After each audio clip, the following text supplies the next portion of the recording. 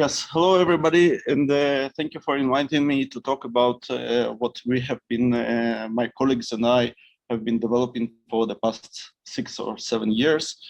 Basically, I would like to present to you a different approach, which is a kind of approach that mimics the way our human vision works, and basically to demonstrate this concept to you. So one thing that I would like to remind us all, basically, we all know that matrix of requirements that we have in our system. It is about immersivity and about practicality of AR experience. What we have in our system is basically the higher resolution that needs to match the real world. So we basically want in our central part of the vision to have the natural resolution of the eye. However, at the same time, we would like to have a very wide field of view. So we would like to have an immersive system, and we would like to have varifocality. So we would be able to manipulate virtual objects just as we would manipulate real life objects or real world objects. And at the same time, we would like to observe things at a distance in a natural way.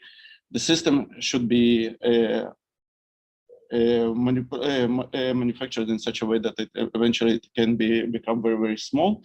And also it should have the ability to work indoors and outdoors. So the brightness range and the dynamic range of the system should be such that we can see objects even at a brightly illuminated spaces.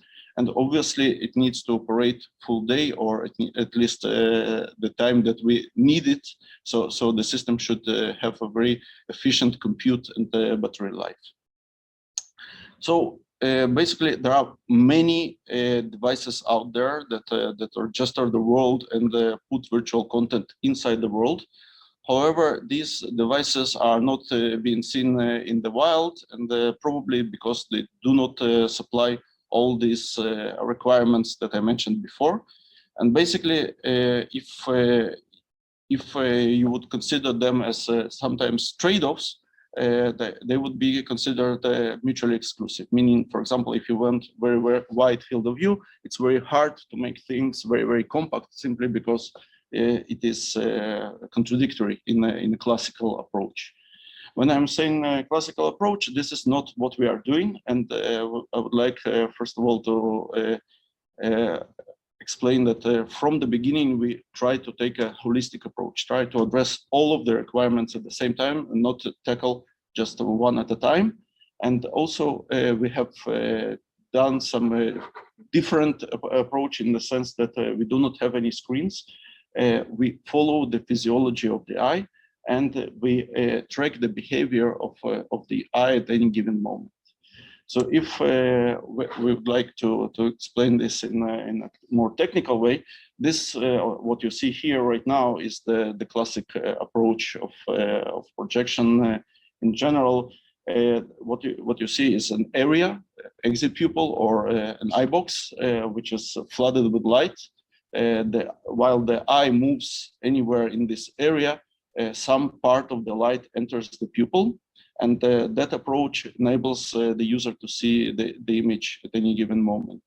However, that approach is kind of a brute force approach, because whenever the pupil is not located in a certain area, the light there is wasted, and also the various aspects of what you can do with this light at any given moment. So our approach is kind of unique and different entirely to this approach, and it is based on a concept that what we want to do is we want to steer the exit pupil of the system at any given moment, so it will be co-aligned with the pupil of the eye and collinear with the visual axis of the eye. So whenever the eye is moving in any direction, we would like to move the projection in such a way that it stays as a cone around the gaze direction of the user, and therefore address a few of the main issues of these requirements that we mentioned before that. This is a completely different approach, and basically the idea of making the image very, very wide and then instantaneously, basically borderless, and to be able to address the accommodation of the eye and to address the efficiency of the system, as I will explain further.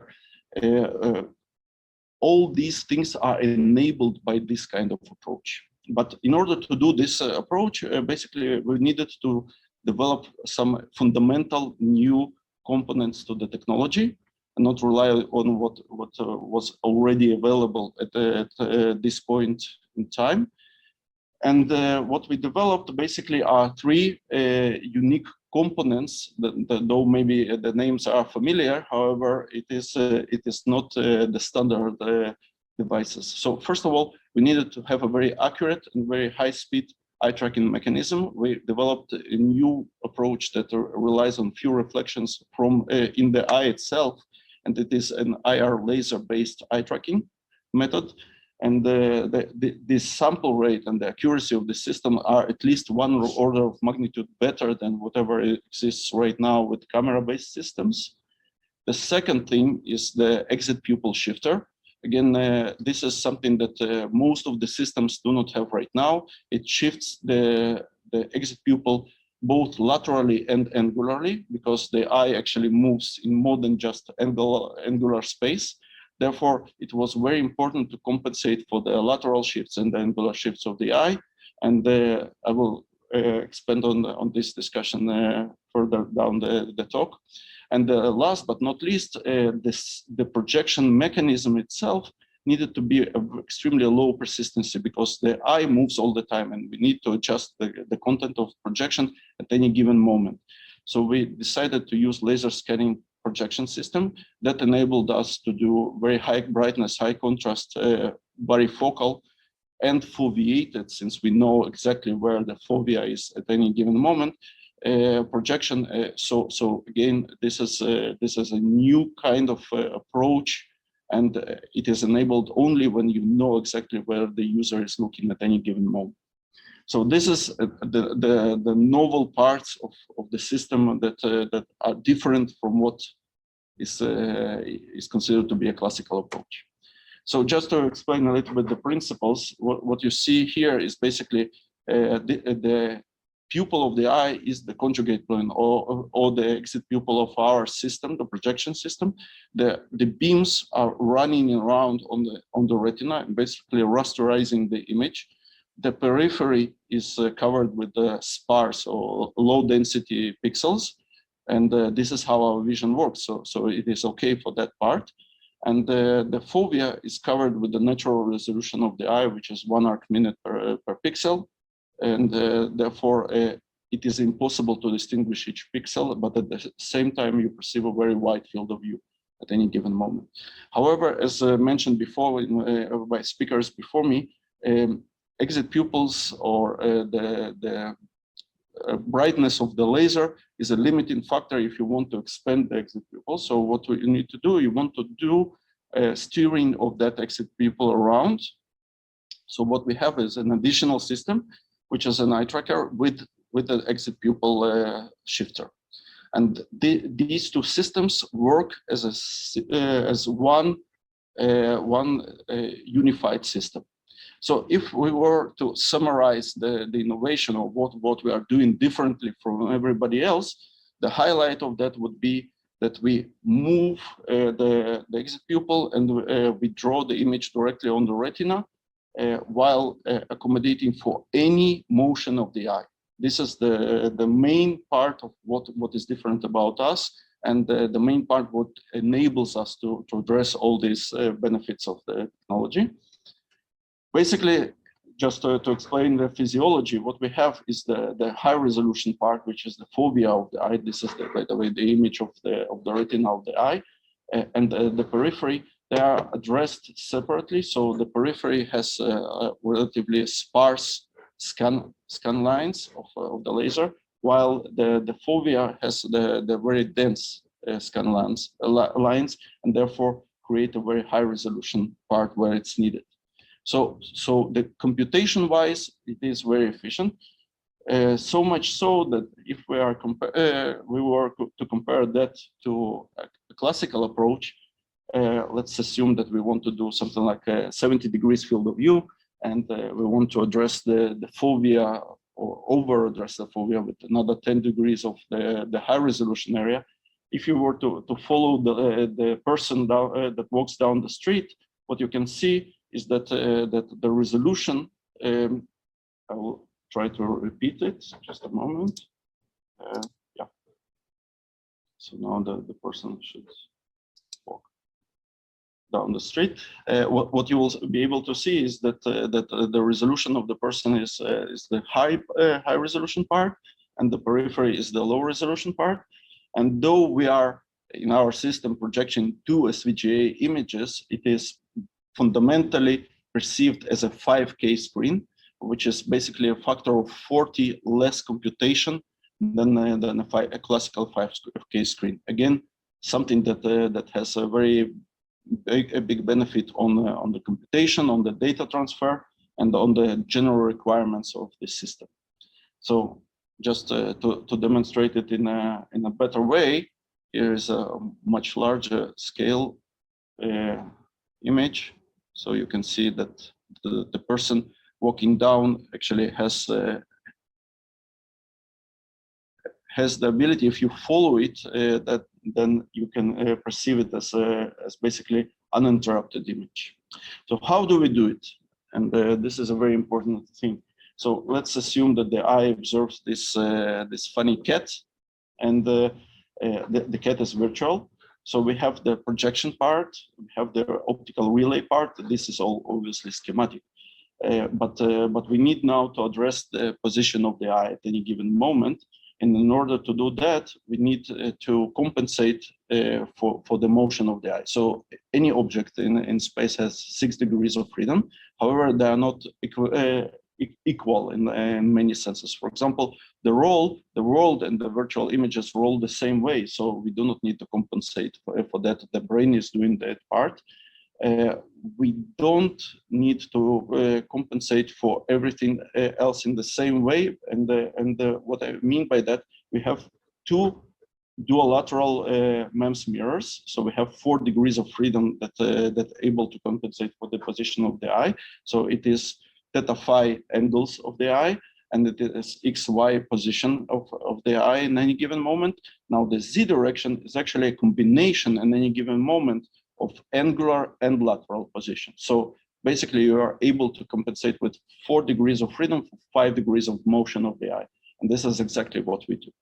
Now, when we look at the system in general, the system is actually a more complicated system in the sense that that we have it's all integrated. So the laser eye tracking and the projection and the exit pupil steering, it is basically multiple input, multiple output.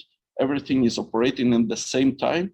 So it's a pure control-based system that has everything integrated in it. It's not an add-on on top of other components. And that enables us to do many things that are just as our vision, natural vision, are possible to do in that sense that, for example, we can create natural resolution. So wherever you observe an image, it will appear to you at a natural resolution of the eye, just like with this data, for example. It can be as fine resolution as we want, unlike state-of-the-art alternatives that it is very hard to distinguish all the information.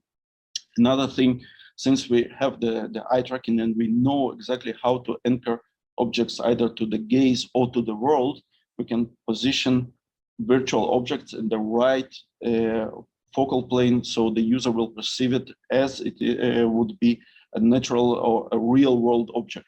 And this is very important for many tasks where users need to manipulate data.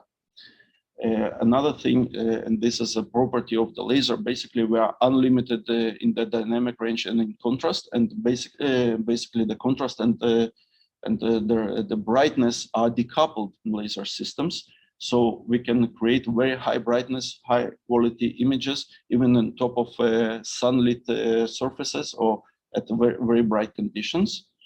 And these and some more, if we were to summarize them, those are the benefits that we can get from such a architecture.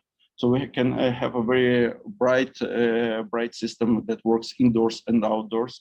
We can have a very large and instantaneous field of view, but you will never reach the end, because whenever you want to look at the edge moves with your gaze. The virtual object focus and the real world objects are basically at the same focus as it should be. Since we are foveating, the image is pixel free, and also it is hard AR. So this is another benefit of the fact that we are using the brain as part of the vision system, and the contrast allows us to create images that are completely basically you neglect the background, and you can create very high brightness or high local brightness, and therefore it is perceived that that you cannot see the background. And since we only put photons and we do it 1 pixel at a time, it is orders of magnitude more efficient than anything out there, at least with the classic approach.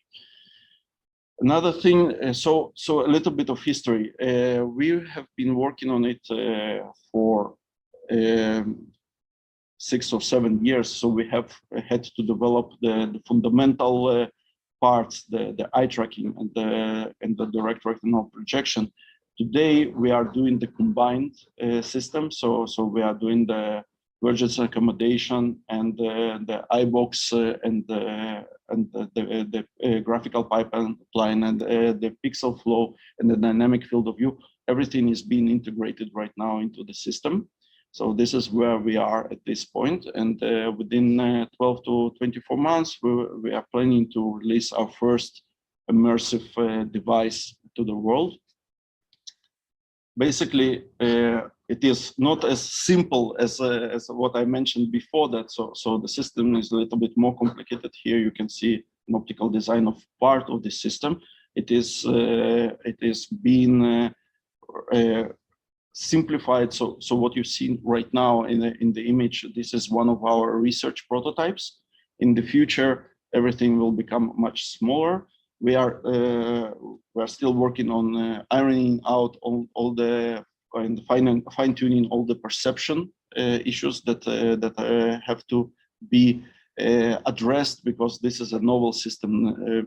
We are not aware of somebody else doing something similar to that. But basically, one thing that is another benefit of such a system, since it is relying on MEMS mirrors and their position at any given time, it is completely aggravation-free in sense of calibration per user. So unlike other systems where you need to do a lot of calibrations, this system can allow us to do a very efficient way of basically calibration-less operation per user. So this is more or less what I wanted to present to you. Thank you. And, Great.